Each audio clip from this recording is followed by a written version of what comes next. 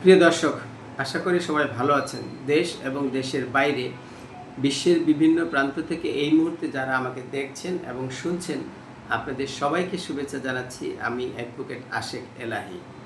আইনের বিভিন্ন বিষয় নিয়ে কথা বলি। আজকে কথা বলবো যে বিষয়টি, সেটি হচ্ছে যে পাওয়ার দাতা এবং গ্রহীতার বিষয়। এবং পাওয়ার দাতা যদি একাধিক হয়, কখনো কখনো দেখা যায় যে কোনো সম্পত্তির পাওয়ার দেওয়ার ক্ষেত্রে একাধিক দাতাকে পাওয়ার দেওয়া হয়। তাহলে এই একাধিক দাতাকে পাওয়ার দেওয়ার পর যদি কোনো কারণে কখনো যে পাওয়ার দাতাদের, এই একাধিক দাতাদের মধ্য থেকে কোনো একজনের মৃত্যু হয়, তাহলে সেই পাওয়ারের কি পরিণতি হবে, পাওয়ার দলিলটির কি অবস্থা হবে, দলিলটি কি বাতিল হবে কিনা, আজকে এই বিষয়টি নিয়ে কথা বলবো। আপনারা সবাই অনেকেই জানেন যে পাওয়ার অফ অ্যাটর্নি আইন, যেটা 2012 সনের আইন, এই আইন অনুযায়ী পাওয়ার অফ অ্যাটর্নি বা আমমুক্তার নিয়োগ করা হয়। অর্থাৎ আমমুক্তার নিয়োগ বিষয়টি হচ্ছে এরকম যে কোনো একটি নির্দিষ্ট সম্পত্তি, এক বা একাধিক সম্পত্তির মালিক কোনো কারণে যদি সম্পত্তিটি সরাসরি রক্ষণাবেক্ষণ, দেখাশোনা বা ক্রয় বিক্রয় করার ক্ষেত্রে দায়িত্ব পালন করতে না পারে, সেই ক্ষেত্রে অপর কোনো ব্যক্তি বা ব্যক্তিবর্গকে ওই সম্পত্তিটি দেখাশোনা করা, রক্ষণাবেক্ষণ করা, এর যাবতীয় কখনো কোনো নামজারি না, কখনো কোনো যদি মামলা মোকদ্দমা করতে, এই কাজগুলি সেই মালিকের পক্ষে, অর্থাৎ সম্পত্তির যে প্রকৃত মালিক রয়েছেন সেই মালিকের পক্ষে পরিচালনা করার জন্য কখনো আইনগতভাবে সেই মালিকগণ অপর কোনো ব্যক্তি বা ব্যক্তিবর্গকে ক্ষমতা দিয়ে থাকে।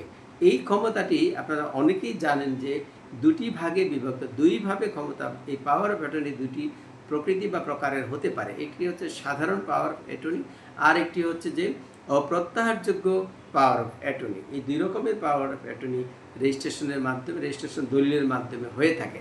আমাদের আজকের আলোচনার বিষয় হচ্ছে যে এই যে পাওয়ার দলিল গ্রহীতা, অর্থাৎ যিনি পাওয়ার দেন আমরা জানি তাকে দাতা বলে, এবং যাকে পাওয়ার দেওয়া হয়, মানে দায়িত্ব দেওয়া হয়, তিনি বা তারা হচ্ছেন পাওয়ার দলিল গ্রহীতা।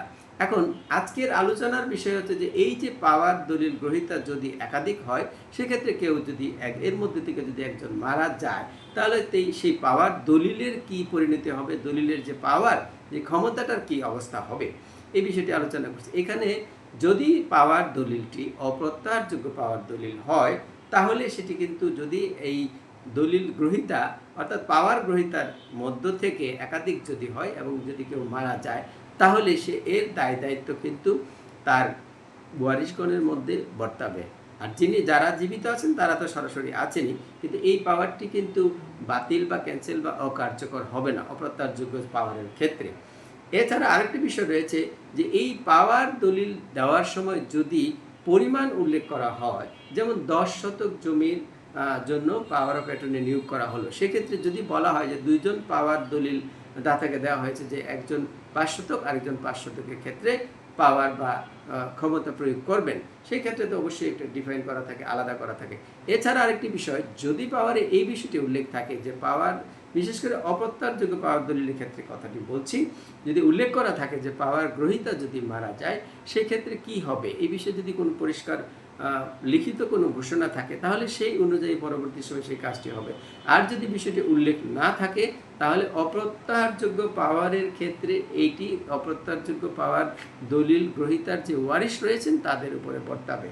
আর সাধারণ যে পাওয়ার রয়েছে, সাধারণ পাওয়ার দাতা যারা রয়েছেন, যদি একাধিক পাওয়ার দলিল গ্রহীতা হয়ে থাকেন এবং সেই ক্ষেত্রে যদি এই দলিল গ্রহীতার যদি মৃত্যু ঘটে, অর্থাৎ যিনি পাওয়ার গ্রহণ করেছেন তার যদি মৃত্যু ঘটে, সেই ক্ষেত্রে এই একাধিক হলে যদি সেখানে একই কথা যদি উল্লেখ করা থাকে পাওয়ার অংশ, তাহলে যেই অংশটুকু জীবিত আছেন সেই অংশটুকু কার্যকর থাকবে, এর জন্য বাকি অংশটির জন্য কোনো দলিলটি বাতিল হবে না।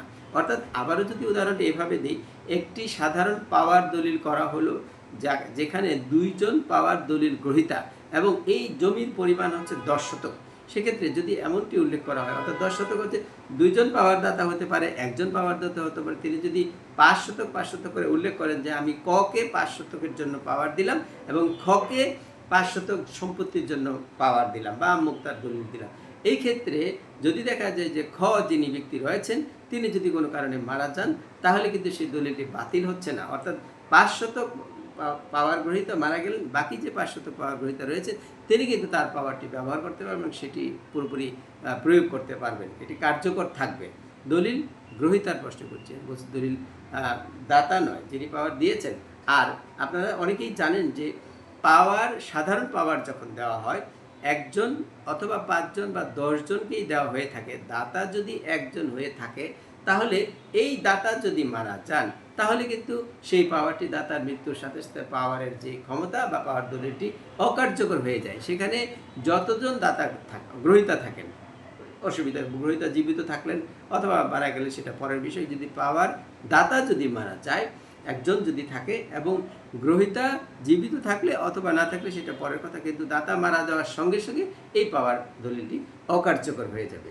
আশা করি বিষয়টি খুব অল্প সময়ের মধ্যে কয়েকটা বিষয় নিয়ে কথা বললাম, আপনারা যারা মনোযোগ দিয়ে শুনছেন বা শুনবেন তারা বিষয়টি বুঝতে পারবেন। আমি যদি পুরো বিষয়টাকে একটু সামারি করে বলে দিই, সংক্ষিপ্ত করে বলে দিই, সেটি হচ্ছে এই যে কোনো ব্যক্তিকে পাওয়ার দেওয়া হলে যাকে পাওয়ার দেওয়া হয়েছে তারা যদি একাধিক ব্যক্তি হন, অর্থাৎ একাধিক ব্যক্তিকে যদি পাওয়ার দেন তাহলে এর মধ্যে থেকে যদি পাওয়ার দাতাদের মধ্যে থেকে যদি পাওয়ার গ্রহীতাদের মধ্যে থেকে যদি একজন মারা যান, সেই ক্ষেত্রে অপর যিনি রয়েছেন তার যে পাওয়ারের ক্ষমতা সেটি কার্যকর থাকবে।